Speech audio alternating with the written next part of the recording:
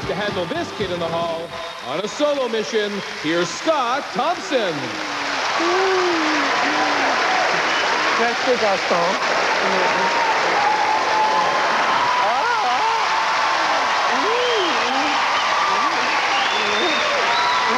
Bonsoir, Montreal.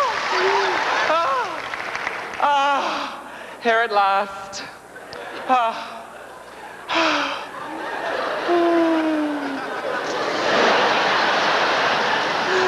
I just love Montreal. And not just because of its bagels, or its civilized drinking hours, or even its hash. No, what I love most about Montreal is its men. Especially its fags. Montreal, you should stop talking proud about your hockey team and start boasting about your tapettes.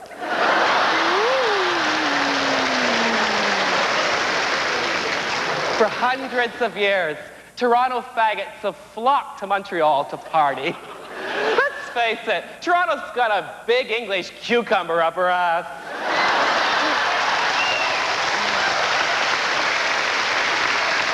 We could never throw a bash like this. Even our street parties take place indoors. Even now that it's poor, it's still pretentious. Canadians have always gone east to let their hair down. Even before the Europeans arrived, the Huron Indians of Ontario used to cross the border to play bingo with the Mohawks of Quebec. Canada has just always been more fun the further east you go. It's something to do with the magnetic plates. By the time you get to Newfoundland, everybody's crazy. I fell in love for my very, very first time in old Montreal.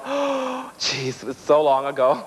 I must have been all of 12 years old. His name was Mario. He was an older boy, about 40. Now, please don't get all excited. I was a very well-developed 12. Technically, I wasn't a minor. I'd been having sex since I was 7. You see, I had a very accelerated childhood. My parents were international diamond thieves who traveled all over the world, especially North Africa, so I knew the score. One day, we were on our way from Vancouver to Nice, and we made a stopover at Montreal. At Dorval, I briefly left my parents to buy myself a fashion magazine. And when I returned, the plane was gone, and so were they. Just the smell of my mother's Chanel No. 5 hanging in the air. That's probably why I hate Catherine Deneuve so much. All I had with me was 37 cents and a big diamond ring worth about $2 million. I figured that would keep me going for about a month of the lifestyle I'd become accustomed to. There was only one solution.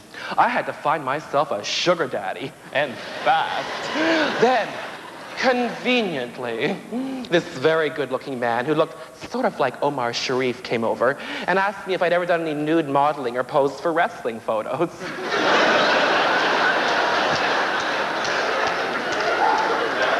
I said, of course. I mean, what kid hasn't? This, of course, was Mario. He invited me back to his place to take some pictures for $5.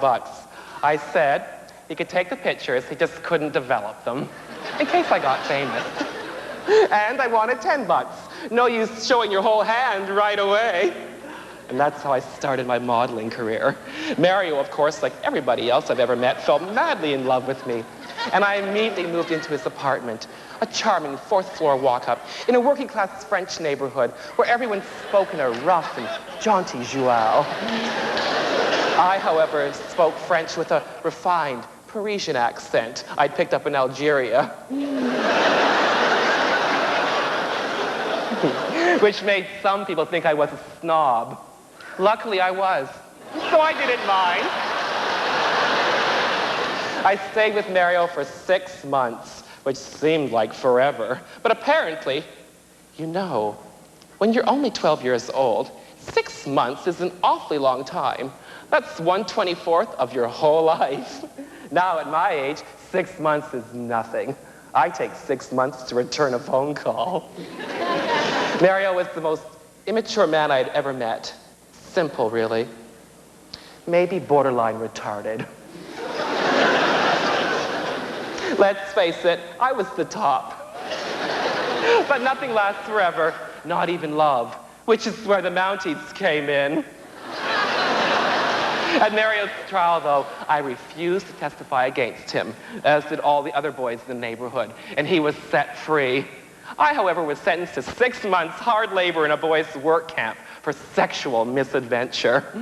They managed to keep me locked up for about an hour before I escaped and made my way to Toronto by skidoo. But that's another story. I know some of you good citizens sitting there in your 3750 seats are shocked by my story of taboo love. But let's face it, people, if Mario had been Maria, you'd all be celebrating my life in television movies. Sam!